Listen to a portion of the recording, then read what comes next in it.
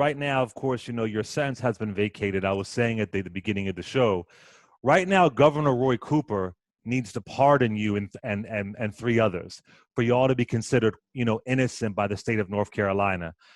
Governor Roy Cooper has not done that, which makes no sense to me. Uh, what do you think? How is not having your case being pardoned? How does that affect you directly, Mr. Long? We're in the state of North Carolina where you have a judicial system that has right now 4 exonerees in one state. Roy Cooper, I mean, the documents speak for themselves. How can Roy Cooper, you understand, sit and ignore the fact that, you understand, the second highest court in the United States cut me loose? The federal court system in the Fourth Circuit cut me loose. Every motion, every appeal that I filed in state court here in the state of North Carolina was denied. They kept telling me, looking at me, telling me that I had a fair trial. How can I have a fair trial when you got a chief of police who went through the master list of prospective jurors and started deleting names off the master list? He sent 50 jurors down to the courtroom for me to pick a panel from. I pick a panel from them. I ended up with 12 whites. The 3 blacks that was summoned for jury duty, the DA dismissed them. That left me with an all-white panel. So now you sit up here talking about I had a fair trial, 1976, white judge, white DA, white victim, 12 white jurors, and they say I had a fair trial. How in the world can I have a fair trial when you got detectives getting on the stand, lying about the evidence that was collected from the crime scene, wrote a false report to try to hide the 13, 14 pieces of physical evidence that were collected from the crime scene in 76. I don't find out about this evidence until 2005, 30 years later, that the state had this evidence, could have turned it loose, and I'd have never did 44 years in the penitentiary, but they detained this evidence, destroyed this evidence, and left me in the system. The documents speak for themselves. Roy Cooper, man, you understand, if you have any kind of compassion in this heart for another individual, you ain't got to take my word for what I'm saying. You understand? I put every one of my documents online.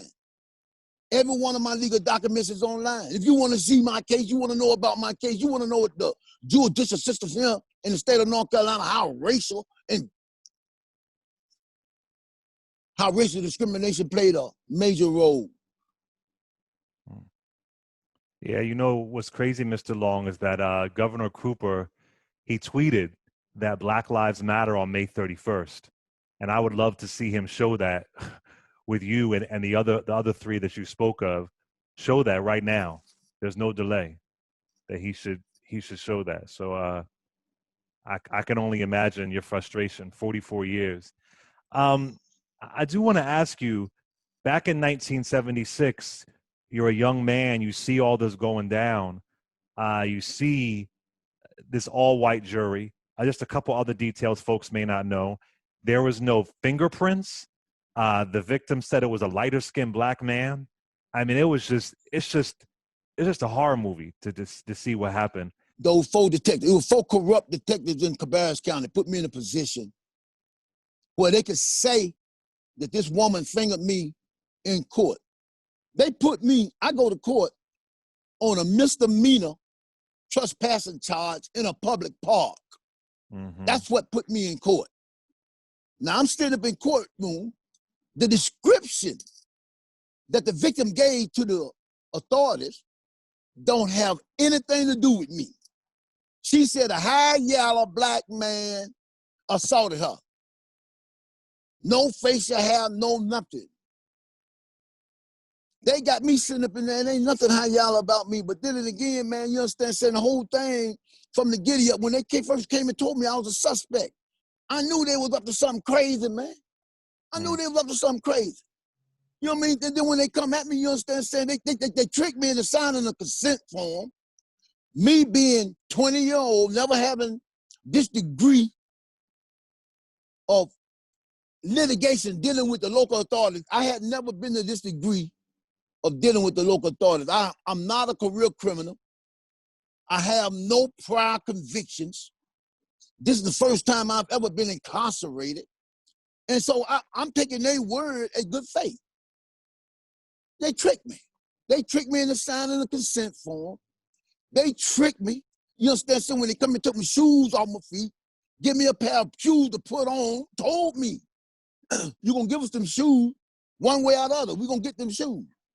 I mean, and I know what I'm dealing with, man. You understand? Because, like you said, man, this is back in the 70s, man. If it had been anything in the 50s and the 60s, we wouldn't be having this conversation now. In 1976, man, they charged me with first-degree rape and first-degree burglary. Those charges during those times had a death sentence, man. The people told me they're going to try me for my life, man. The only way I escaped that death sentence is the Creator. God abolished the death sentence in 1976. After I went to court in October, the latter part of 76, the death sentence was reinstated. That's how I missed the death sentence. Man, they offered me 7 years, man. They offered me 7 years for a guilty plea and told me, man, that I'll be back home in 3 years.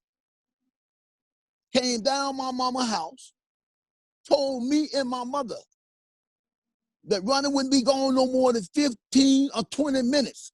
We need him to come back downtown to sign the papers in reference to the trespassing matter that morning in court.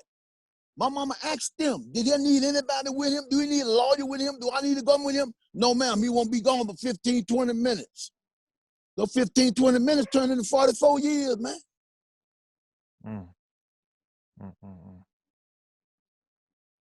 Yeah, I mean, I guess you kind of already answered it, Mr. Long, but I was just going to ask you, I mean, how are you dealing with it as a young man, 21, 22, 23, 24? As a young man, how did you deal with being knowing you were wrongfully behind bars? How did your spirit, how'd your soul, how'd your physicality get through that? Number one, I hadn't been inside the system before. So I'm listening to the way dudes are talking. But I know I'm going to the penitentiary, man. Man, they sent me to the worst prison in the state of North Carolina. They sent me behind the walls, man. Behind the wall, man, for 8 years, I didn't see nothing but the sky. I couldn't see nothing else.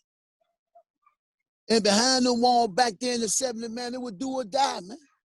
It would do or die. So you had to have a certain mindset in order to contend with what was going on behind the wall, man. When them people sentenced me, man, I'm a 21-year-old, man. I don't know nothing about this. But I know I told myself, I come to live or die, man. I come to live or die. That's as simple as that. You done gave me 2 life sentences for something I didn't do. Now you want me to survive inside of adverse conditions? So that's what I did, man. I had that attitude like, I come to die. I come to die. But I also had that determination, man, to where, man, ain't nowhere in the world this lie can stand, man. Ain't nowhere in the world God gonna let this lie stand, man. I filed appeal after appeal, man, in state courts, man. The people totally ignored me. In 2008, I filed a appropriate relief in Cabarrus County. The DA down there right now, Roxanne.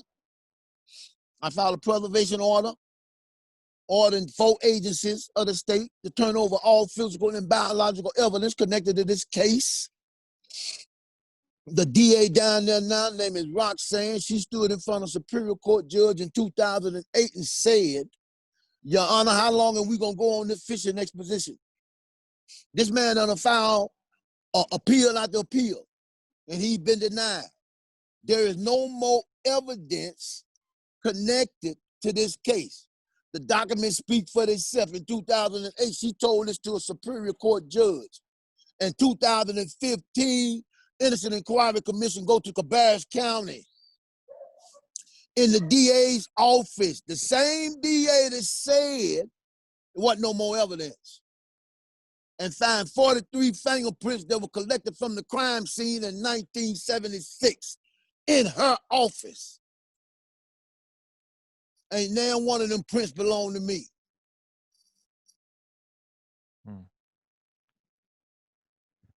How do you, now that you're out, now that you're free, I mean, you can't get back those 44 years, but how do you, I mean, I would be angry. I would be so outraged. It'd be hard for me to function. How are you able just to function outside of your faith, just the day by day? Because I have friends who've been behind bars, and there's trauma behind bars, the way they treat people behind bars. So how do you deal with that, the after effects, the trauma, Mr. Long? Hey man, listen man, it's a mind thing.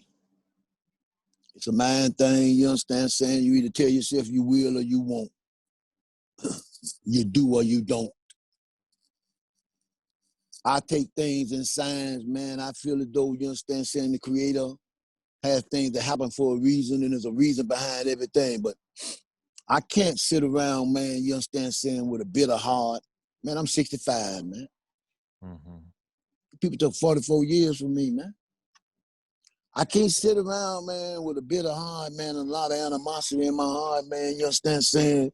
Because I don't know how much more long I got on the face of this earth, man. So I'm not gonna walk around, man, you understand, with a lot of hatred. I am disappointed, though. You know what I mean? Yeah. I am disappointed in the fact that, man, you understand, you got a system here in the state of North Carolina, man. You got 4 exonerees, man, in one state, man. That within itself speak volume.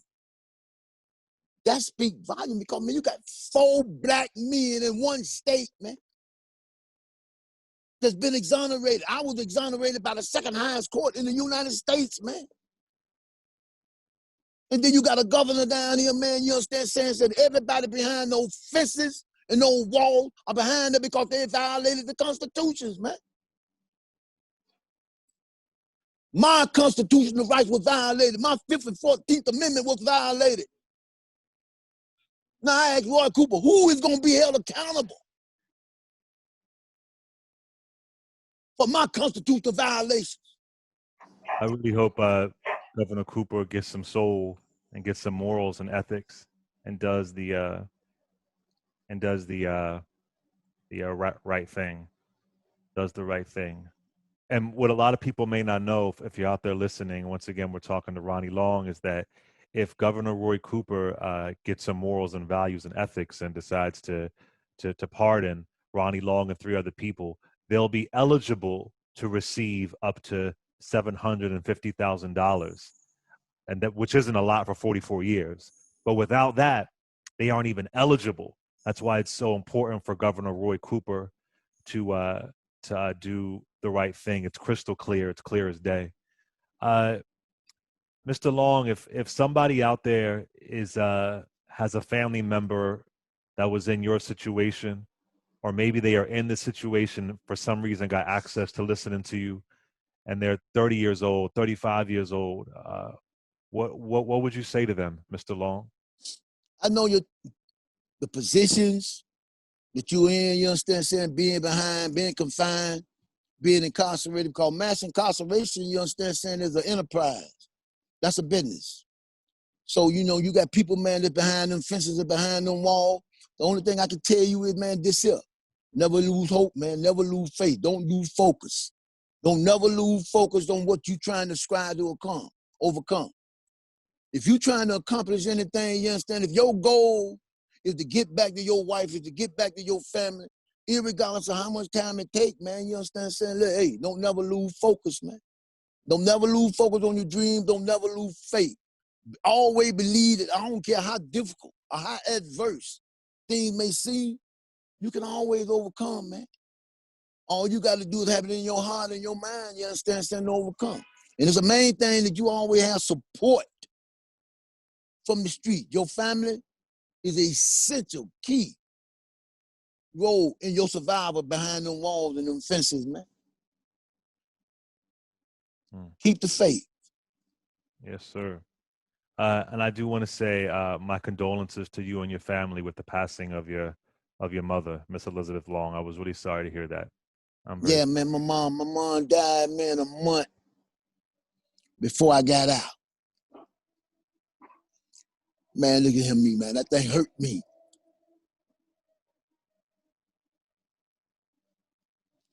Yeah. That thing hurt me for real, man. I lost my two sisters. I lost my dad. I lost my mother. And ain't nobody for the state said we apologize. We made a mistake. I can't even get an apology.